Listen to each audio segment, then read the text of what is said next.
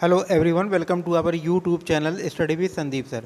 इस वीडियो में हम दीनदयाल उपाध्याय गोरखपुर विश्वविद्यालय के बीएड फोर्थ सेमेस्टर के फर्स्ट पेपर, जिसका शीर्षक टेक्नोलॉजी ऑफ टीचिंग है, के प्रश्न पत्र के आंसर की को लेकर आए हैं, जिसकी परीक्षा आज दिनांक 3/7/2023 को संपन्न हुई है। तो आइए हम लोग बीएड फोर्थ सेमेस्टर के पेपर टेक्नोलॉजी ऑफ टीचिंग को देखते हैं कि उसमें कौन कौन से प्रश्न पूछे गए थे, उनके कैसे उत्तर है। तो जैसा कि आप अपनी स्क्रीन पर देख सकते हैं कि ये बीएड फोर्थ सेमेस्टर के टेक्नोलॉजी ऑफ टीचिंग का क्वेश्चन पेपर है, जिसका पेपर आईडी 0462 है। और इस प्रश्न पत्र में कुल आपसे 40 प्रश्न पूछे गए थे। इसमें से आपका जो पहला प्रश्न है कि वह है, अभिक्रमित अनुदेशन का विकास किया गया है। Program instruction has been developed by, option A Skinner के द्वारा, ऑप्शन बी क्राउडर के द्वारा, ऑप्शन सी गिलबर्ट के द्वारा, ऑप्शन डी उपर्युक्त सभी के द्वारा। तो अभिक्रमित अनुदेशन का विकास जो है वो स्किनर के द्वारा किया गया है। तो क्वेश्चन नंबर 1 का ऑप्शन ए आपका सही उत्तर हो जाएगा।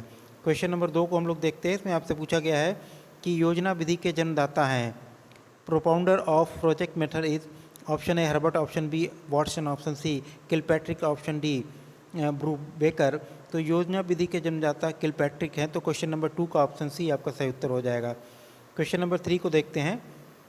इसमें आपसे पूछा गया है कि सुदूर स्थानों तक सूचना को तुरंत स्थानांतरित करने के लिए उपयोग की जाने वाली विधि कहलाती है। Method use to transfer information to far off places instantly is called, option A data, option B IT, option C भाषा या लैंग्वेज, ऑप्शन डी टेलीकम्युनिकेशन। तो क्वेश्चन नंबर 3 का जो सही आंसर होगा वो होगा option D telecommunication. Question number 4 को हम लोग देख लेते हैं। इसमें आपसे पूछा गया है कि वह माध्यम जो स्रोत से प्राप्तकर्ता तक सूचना भेजता है कहलाता है।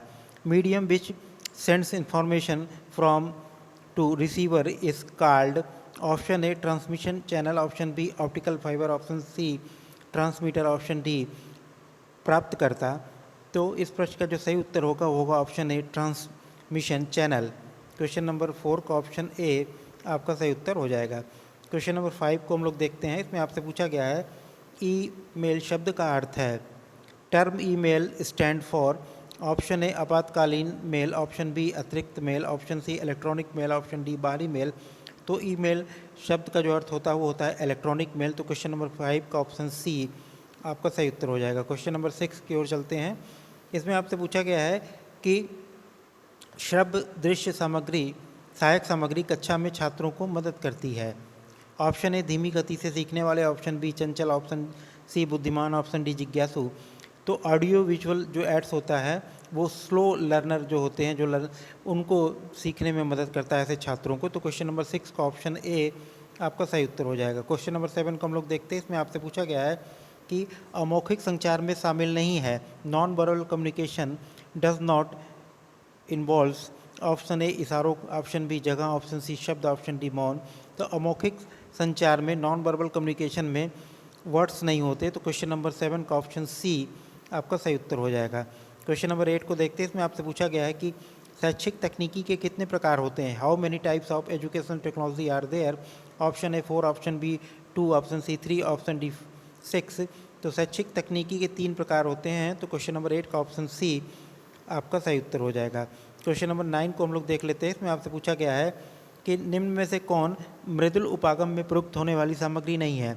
Which of the following is not a material use in soft approach, option A film, option B radio, option C कठपुतली, ऑप्शन डी स्लाइड्स। तो क्वेश्चन नंबर 9 को ऑप्शन सी कठपुतली आपका सही उदाहरण या सही उत्तर होगा। क्वेश्चन नंबर 9 का ऑप्शन सी। क्वेश्चन नंबर 10 को हम लोग देख लेते हैं। इसमें आपसे पूछा गया है कि शिक्षा तकनीकी से तात्पर्य होता है। ऑप्शन ए मशीनों का उपयोग, ऑप्शन बी दृश्य शब्द सामग्री का उपयोग, ऑप्शन सी कला तथा विज्ञान में मध्यस्थता, ऑप्शन डी उपरोक्त में से कोई नहीं। तो क्वेश्चन नंबर 10 का ऑप्शन सी आपका सही उत्तर हो जाएगा। क्वेश्चन नंबर 11 को हम लोग देख लेते हैं। इसमें आपसे पूछा गया है कि विद्यार्थियों के लिए सर्वाधिक प्रभावशाली दंड है। The most effective punishment for student is, option ए अर्थदंड या फाइन, ऑप्शन बी अतिरिक्त कार्य या एक्स्ट्रा वर्क, ऑप्शन सी सुविधाओं को हटा लेना withdrawal of facility, option D निलंबन या सस्पेंशन। तो विद्यार्थियों के लिए सर्वाधिक प्रभावशाली दंड जो होता है वो अतिरिक्त कार्य देना होता है। तो क्वेश्चन नंबर 11 का ऑप्शन बी आपका सही उत्तर हो जाएगा। क्वेश्चन नंबर 12 को हम लोग देखते हैं। इसमें आपसे पूछा गया है कि छात्र संसद उदाहरण है। Student parliament is an example of option ए अधोगामी या डाउनवर्ड कम्युनिकेशन, ऑप्शन बी ऊर्ध्वगामी या अपवर्ड कम्युनिकेशन, ऑप्शन सी क्षैतिज या हॉरिजेंटल कम्युनिकेशन, ऑप्शन डी उपयुक्त में से कोई नहीं। तो छात्र संसद जो है ये अपवर्ड कम्युनिकेशन का एग्जाम्पल है। क्वेश्चन नंबर 10 का क्वेश्चन नंबर 12 का ऑप्शन बी आपका सही उत्तर हो जाएगा, ऊर्ध्वगामी संप्रेषण। क्वेश्चन नंबर 13 को देखते हैं। इसमें आपसे पूछा गया है कि शिक्षण प्रतिमान अग्रवर्ती संगठन विकसित किया गया है। Teaching model advance organiser is developed by, option A Skinner, option B Ausubel, option C Bruner, option D Richard Suchman. तो शिक्षण प्रतिमान जो अग्रवर्ती संगठन है वो आसुबेल के द्वारा विकसित किया गया। तो क्वेश्चन नंबर 13 का ऑप्शन बी आपका सही उत्तर होगा। क्वेश्चन नंबर 14 को हम लोग देख लेते हैं। इसमें आपसे पूछा गया है कि शैक्षिक प्रविधि में आधुनिकतम बल दिया जाता है। ऑप्शन ए प्रविधियों के उपयोजन पे, ऑप्शन बी प्रविधियों के समाकलन पे, ऑप्शन सी प्रविधियों के परिचय पे, ऑप्शन डी प्रविधियों के अनुकूलन पे। तो क्वेश्चन नंबर 14 को ऑप्शन डी आपका सही उत्तर हो जाएगा। क्वेश्चन नंबर 15 को हम लोग देख लेते हैं। इसमें आपसे पूछा गया है कि नॉर्मन ए क्राउडर ने विकसित किया है। Norman A Crowder developed the method of, option A linear program learning, option B personalised system of instruction, option C आपके mathematics programmed learning, option D branching program learning. तो Norman A Crowder ने शाखी अभिक्रमित अधिगम का विकास किया था। तो question number 15 का option D branching program learning ये आपका सही उत्तर हो जाएगा। क्वेश्चन नंबर 16 को देखते हैं। इसमें आपसे पूछा गया है कि अभिक्रमित अनुदेशन में प्रयुक्त अधिगम सिद्धांत का संप्रदाय कहलाता है। The school of learning theory applied to programmed instruction is known as, option A गेस्टालवाद, ऑप्शन बी संरचनावाद, ऑप्शन सी संज्ञानवाद, ऑप्शन डी व्यवहारवाद। तो क्वेश्चन नंबर 16 का ऑप्शन डी व्यवहारवाद आपका सही उत्तर होगा। क्वेश्चन नंबर 17 को देख लेते हैं। इसमें आपसे पूछा गया है कि अनुदेशनात्मक उद्देश्य लाभप्रद है।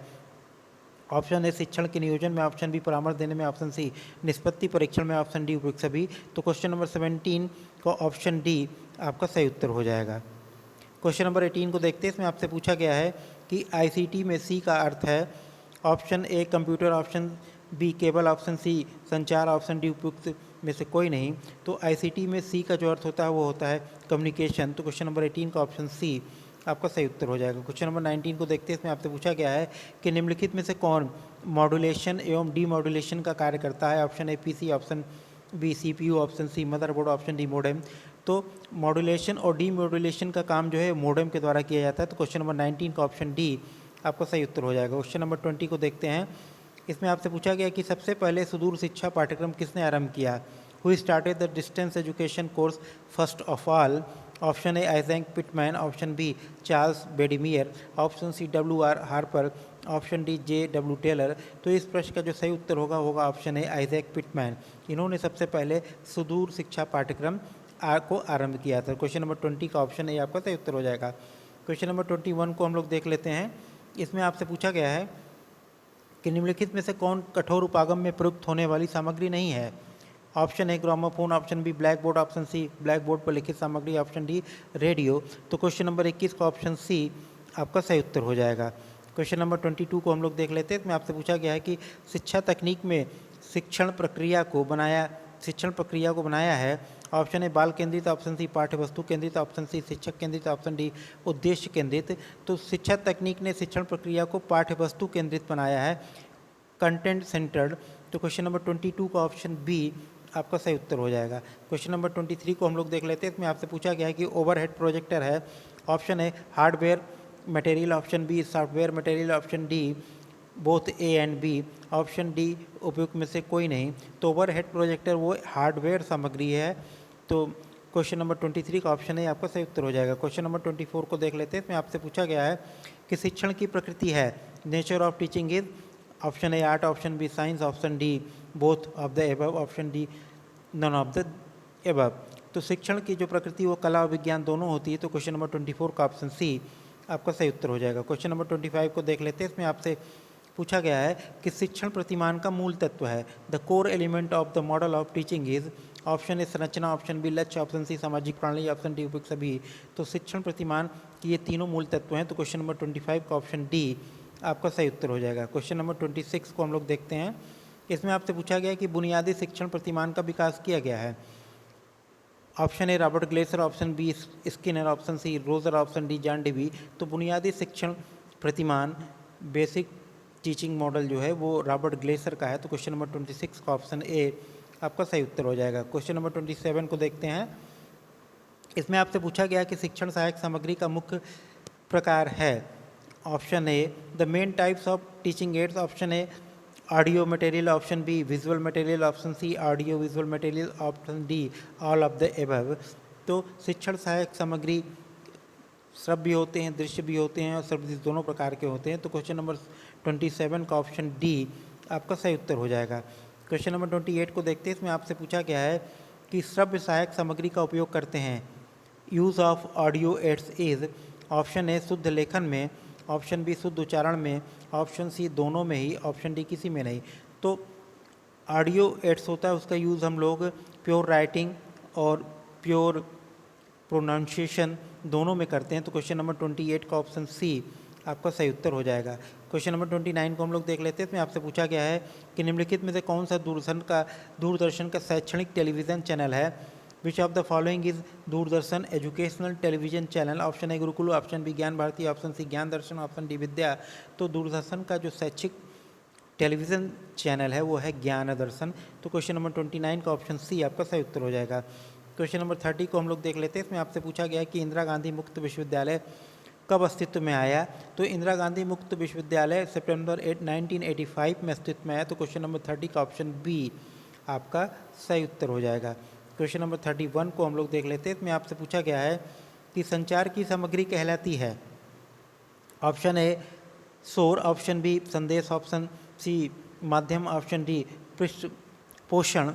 तो क्वेश्चन नंबर 31 का ऑप्शन बी मैसेज या संदेश आपका सही उत्तर हो जाएगा। क्वेश्चन नंबर 32 को देख लेते हैं। इसमें आपसे पूछा गया कि लैटिन शब्द कम्युनिकेयर का अर्थ है। बातचीत करना, ऑप्शन ए, ऑप्शन बी साझा करने के लिए, ऑप्शन सी समझने के लिए, ऑप्शन डी वाद विवाद करने के लिए।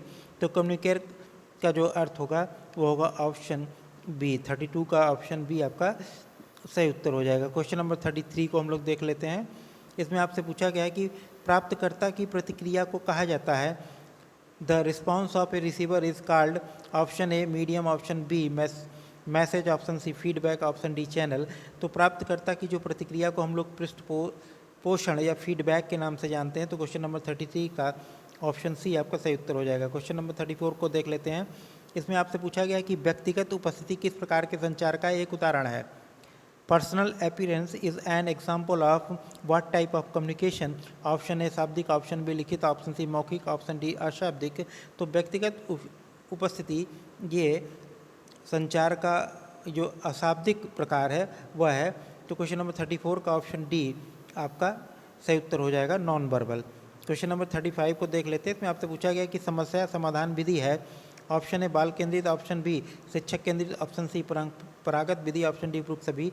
तो प्रॉब्लम सॉल्विंग जो मेथड होता है वो चाइल्ड सेंटर होता है, तो क्वेश्चन नंबर 35 का ऑप्शन ए आपका सही उत्तर हो जाएगा। क्वेश्चन नंबर 36 को हम लोग देख लेते हैं। इसमें आपसे पूछा है कि शैक्षिक प्रौद्योगिकी के कितने उपागम हैं। ऑप्शन ए जो दिया है 1, option B 2, option C 3, option D 4। तो शैक्षिक प्रौद्योगिकी के 3 उपागम हैं, हार्डवेयर, सॉफ्टवेयर और सिस्टम अप्रोच। तो क्वेश्चन नंबर 36 का ऑप्शन सी आपका सही उत्तर हो जाएगा। क्वेश्चन नंबर 37 को हम लोग देख लेते हैं। इसमें आपसे पूछा गया है कि बुनियादी शिक्षण प्रतिमान के कितने घटक हैं। How many components are there in basic teaching model. Option A 3, option B 4, option C 5, option D 6। तो बुनियादी शिक्षण प्रतिमान के जो है वो 4 घटक होते हैं। क्वेश्चन नंबर 37 का आपका हो जाएगा ऑप्शन बी। क्वेश्चन नंबर 38 को हम लोग देख लेते हैं। इसमें आपसे पूछा गया है कि सीखने की प्रक्रिया को बढ़ाने के लिए प्रौद्योगिकी के उपयोग को शिक्षा में डैश कहा जाता है।